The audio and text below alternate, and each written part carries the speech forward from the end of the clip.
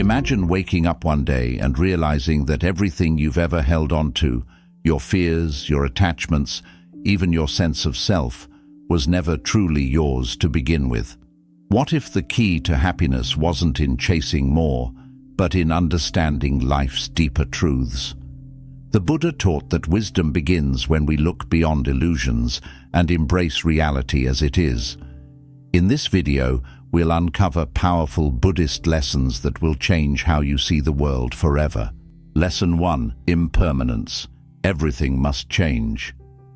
Take a deep breath. Now look around you. Everything you see, your body, thoughts, emotions, they are all changing, every second, every moment.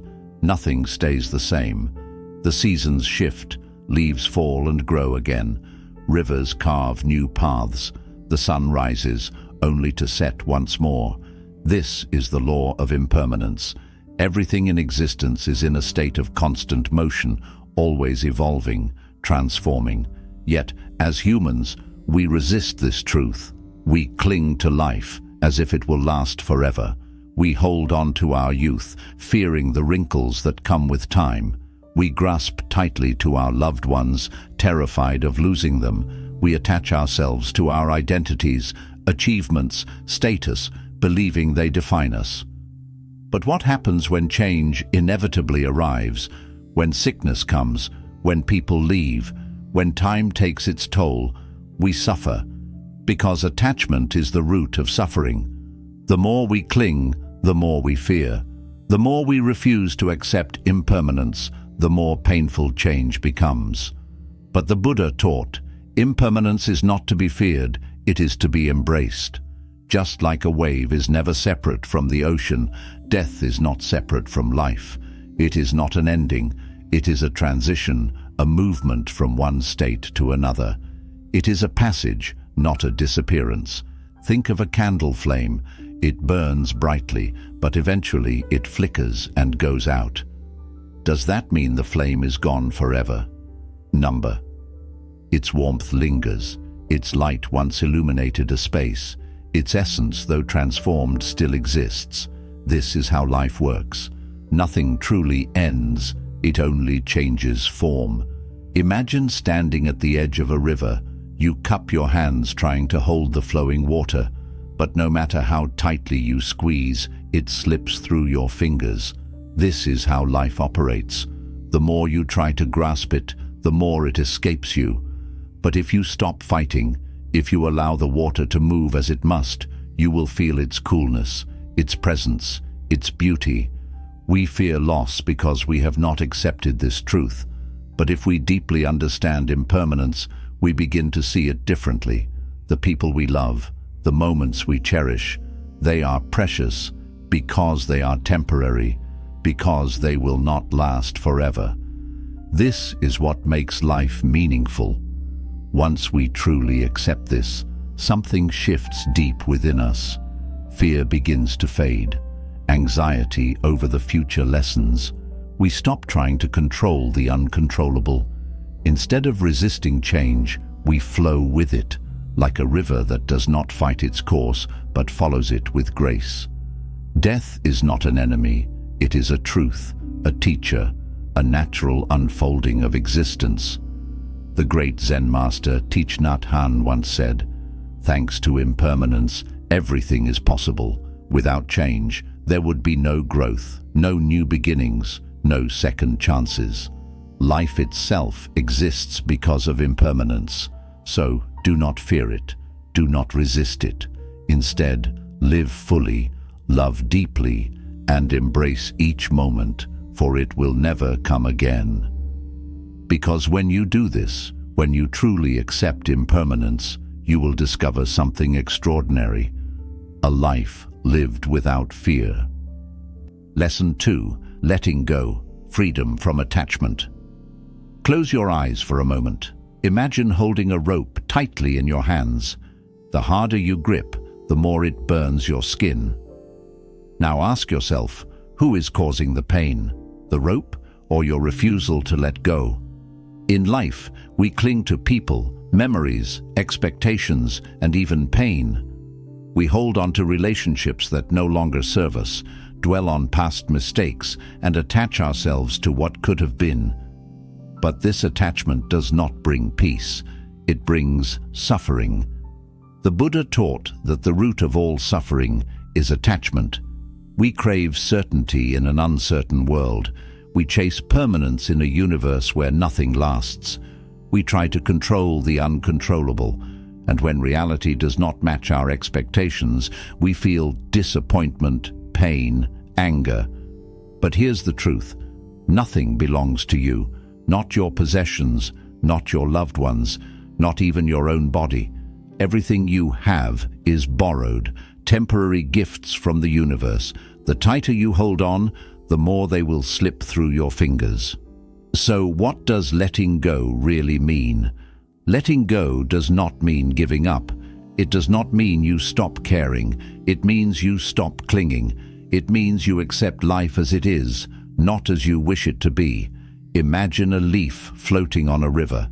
If you try to grab it, it crumples in your hands. But if you simply watch it drift, you can admire its beauty without trying to possess it. This is the essence of detachment. When we learn to let go, we stop trying to control others. You cannot force someone to love you. You cannot make someone stay. The more you try, the more resistance you create. Love should be free, not forced. We release past pain. What happened is over. No amount of regret can change it. Let go of resentment, and you will set yourself free. We accept the present moment. Life is happening now, not in the past, not in the future. This moment is all you have. Letting go is powerful. It is the key to inner peace. When you detach from outcomes, you remove fear. When you stop trying to control everything, you allow life to flow. When you release attachment, you discover true freedom. As the great Buddhist monk Ajahn Chah once said, "If you let go a little, you will have a little peace. If you let go a lot, you will have a lot of peace. If you let go completely, you will be completely free." What are you still holding on to? A past mistake, a person who left, an expectation that never came true. It's time to let go, not because you don't care, not because it doesn't matter, but because freedom awaits you on the other side. Lesson 3: The power of silence, wisdom in stillness. Stop for a moment. Listen. Do you hear it? The noise of the world, constant chatter, distractions, opinions pulling you in every direction. But beneath all that, there is something deeper: silence. In today's world, we are afraid of silence. We fill every moment with words, music, notifications. We mistake noise for progress, busyness for meaning. But silence is not emptiness, it is power. The Buddha often retreated into silence because in stillness, the mind becomes clear. In silence, we see things as they truly are. Why is silence so powerful? Silence reveals truth. When you stop talking and start listening, you begin to understand the world on a deeper level. Most people talk not to communicate, but to fill the void, seeking validation, proving a point, avoiding discomfort. But truth is found in stillness. Silence teaches you control. How often do we regret words spoken in anger? How many arguments, misunderstandings, and regrets come from saying too much? A wise person speaks only when necessary. They do not waste energy proving themselves. They do not react to every insult. They understand that not every battle needs to be fought. Silence brings inner peace. The world is filled with distractions, but silence brings you back to yourself. It allows you to reflect, to see beyond the noise. When you embrace silence, you stop being a prisoner of the external world. You become grounded, centered, untouchable. How can you use the power of silence? Stop explaining yourself. You do not owe an explanation for every decision. Let your actions speak. Stop chasing approval. When you are silent, you project confidence. Those who know do not speak. Those who speak do not know. Stop reacting to negativity. Not every insult deserves a response. Silence is the strongest reply to foolishness. The great Zen master once said, "Only those who find peace in silence will understand the nature of the mind." The world is noisy, but you do not have to be. Speak only when necessary. Observe, listen. Let your silence hold more weight than meaningless words. For in stillness, true power is found. Lesson 4. Mastering your emotions. Control your reactions. Pause for a moment. Think about the last time someone made you angry. Maybe they insulted you, ignored you, or treated you unfairly. How did you react? Did you immediately get defensive? Did you say something you regretted? Did their words or actions have the power to ruin your entire day? This is the danger of letting your emotions control you. When we allow ourselves to be swept away by anger, frustration, or sadness, we give up our inner peace. We become like a leaf in the wind, tossed around by every external situation, unable to find stability. But the Buddha taught that holding on to anger is like grasping a burning coal with the intent of throwing it at someone else.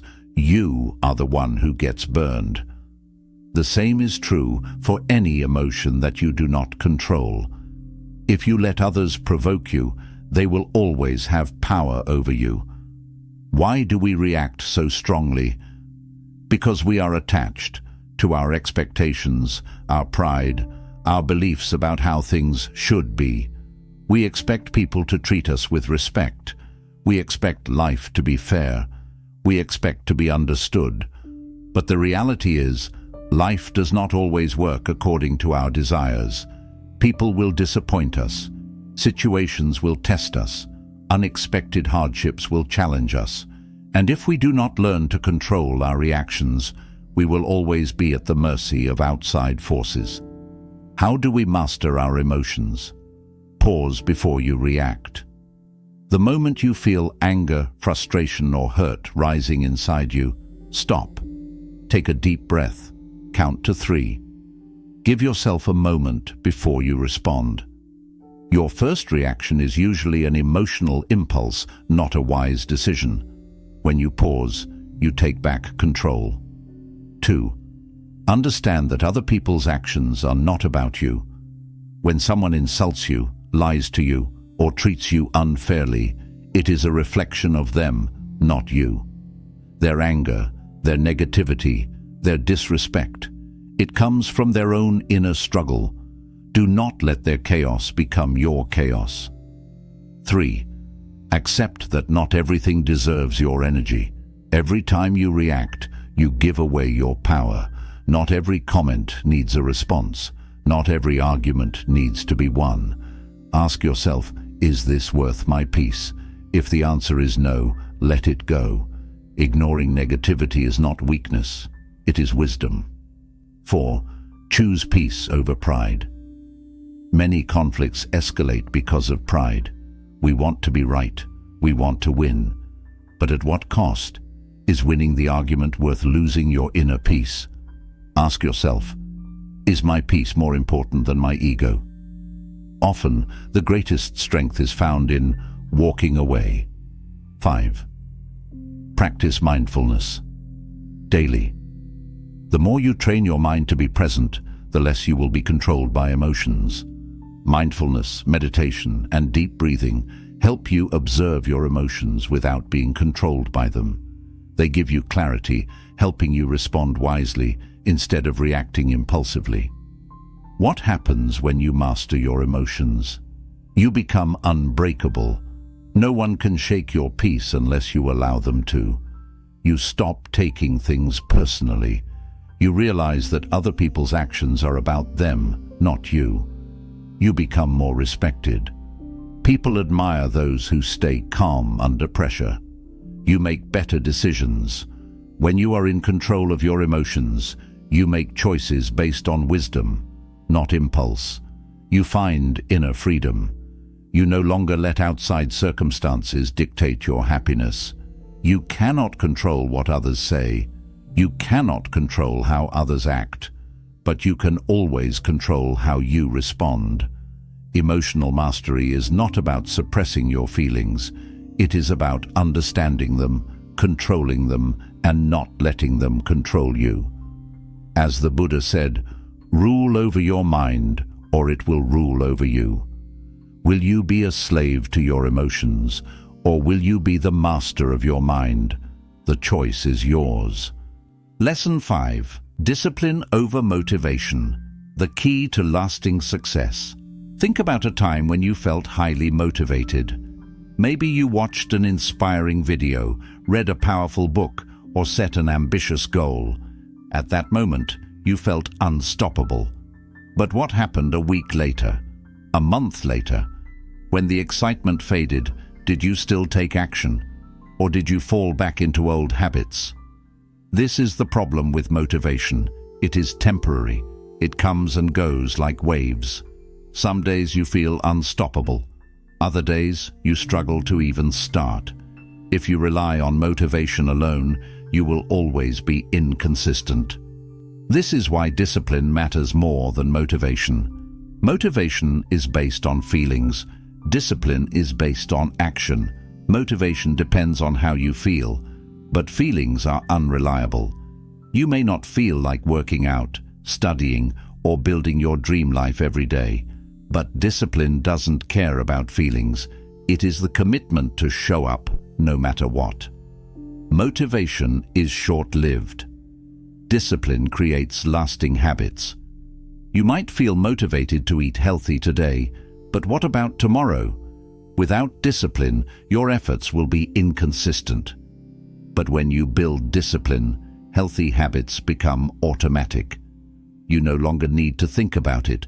You just do it. Discipline creates freedom. Many people think discipline is restrictive, but in reality, it gives you true freedom. Why? Because when you are disciplined, you control your future. You are not a slave to your emotions, distractions, or bad habits. You decide how your life unfolds. How to build unbreakable discipline. Create a clear routine. Discipline starts with structure. Set a fixed time for your important tasks, whether it's waking up early, exercising, or studying. The more consistent you are, the easier it becomes. Your brain will stop seeing it as a choice and start seeing it as a necessity. Show up even when you don't feel like it. The difference between successful and unsuccessful people is that successful people take action even when they don't feel like it. Winners don't wait for the perfect moment. They create it. If you only work when you're motivated, you will never achieve greatness. Start small, but be consistent. You don't need to make big changes overnight. Start with small, simple commitments. Maybe it's just 10 minutes of exercise. Maybe it's reading one page of a book. The key is consistency. Small daily actions compound into massive results. Remove distractions. Self-discipline is not just about willpower. It's about designing your environment for success. If you struggle with social media addiction, delete unnecessary apps. If you want to eat healthy, don't buy junk food. Make success easy by removing temptations. Remind yourself of the long-term reward. Discipline is hard in the moment, but the reward is always worth it. When you feel like giving up, visualize your future self. Ask yourself, will I be proud of this decision tomorrow? Keep your bigger goals in mind. The rewards of discipline. You become reliable. People respect those who keep their word. You build self-confidence. Every time you follow through on a promise to yourself, you strengthen your belief in yourself. You create a successful life. No one achieves greatness without discipline. It is the foundation of success in health, relationships, business, and personal growth. You learn to control your mind. Instead of letting laziness win, you train your mind to push forward, even when it's hard. Final thoughts. Discipline is a choice. The more you practice it, the stronger it becomes. If you wait for motivation, you will always struggle. But if you build discipline, you will never need to rely on motivation again. The Buddha said, "A man is not called wise because he talks and talks again, but if he is peaceful, loving and fearless, then he is in truth called wise." So, what will you choose today? Will you wait for motivation, or will you build the discipline to create the life you deserve? Life is a journey of learning, growth, and letting go. The more we understand these timeless lessons, the more we free ourselves from suffering and step into peace. Remember, true wisdom isn't just knowing, it's living these teachings every day. If you found value in these lessons, subscribe to Buddhism Pathways and continue walking the path of enlightenment. See you in the next video.